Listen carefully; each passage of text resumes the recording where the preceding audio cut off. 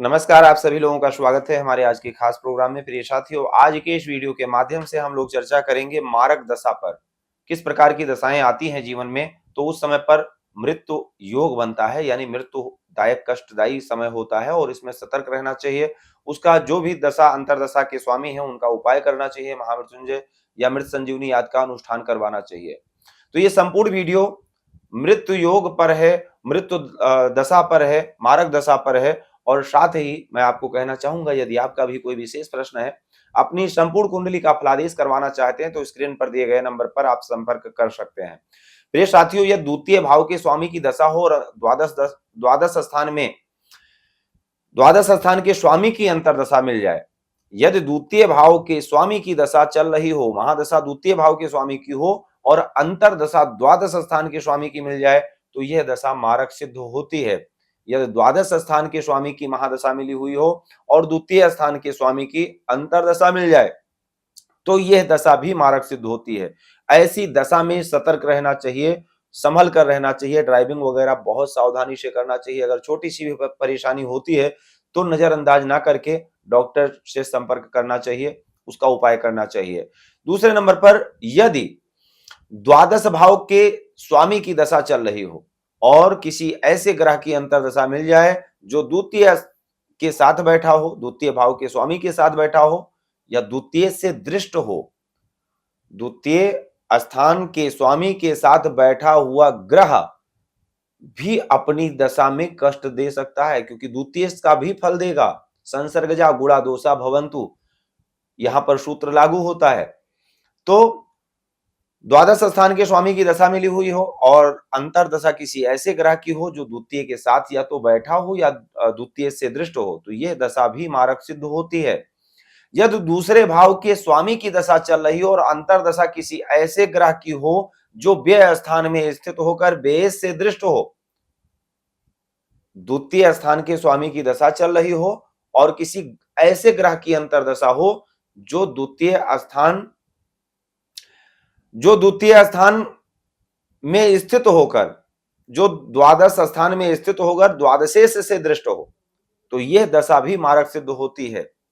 प्रिय साथियों, यदि द्वादशेश की दशा चल रही हो और द्वादश भाव में स्थित किसी ऐसे ग्रह की अंतरदशा चल रही हो जो पराशरीय नियम के अनुसार लगन विशेष के लिए पापी ग्रह होते हैं, यदि द्वादशेश की दशा चल रही हो और किसी ऐसे ग्रह की अंतरदशा हो जो द्वादश स्थान में स्थित होकर पापी हो, यानी जैसे मान लीजिए तुला लगन की पत्रिका है, तो तुला लगन में देवगुरु बृहस्पति तीसरे और छठे स्थान के स्वामी होकर पापी होते हैं और ये द्वादश स्थान में अगर स्थित होंगे और इनकी अंतरदशा मिल जाएगी, तो निश्चित है समय उचित नहीं होगा, कष्टदायी हो सकता है, मृत्यु योग बन सकता है। इसी को मारक दशा कहते हैं। इसी प्रकार से यदि द्वितीयेश या द्वादशेश की अंतरदशा महादशा चल रही हो और अंतरदशा षष्ठेश की हो, तो यह दशा भी मारक सिद्ध होती है।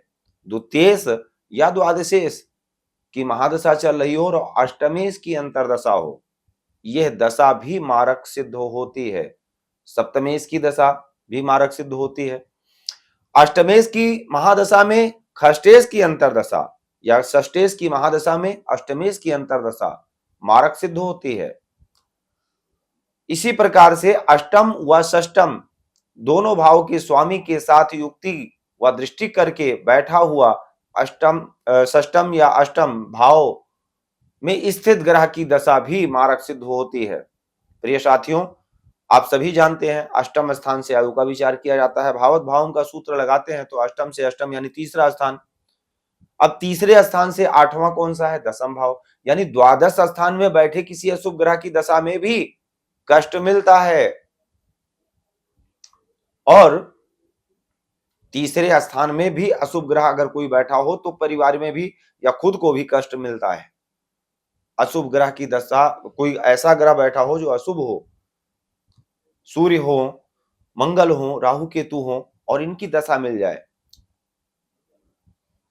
तो यह दशा भी कष्टदायी हो सकती है। प्रिय साथियों, ये मारक दशाएं हैं, इनकी दशा निश्चित है। अगर ये प्रभावित हैं अगर मान लीजिए लग्न के स्वामी की दशा चल रही है, यानी लग्नेश की दशा चल रही है और लग्नेश पीड़ित है पत्रिका में, तो ये लग्नेश की दशा भी कष्टदायी हो सकती है।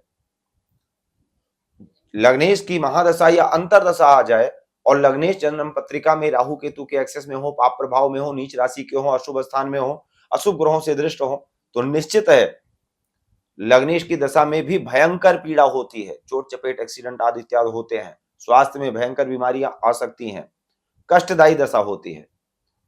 तो आज के लिए सिर्फ इतना ही। आप सभी लोगों का बहुत बहुत धन्यवाद। जय सिया राम।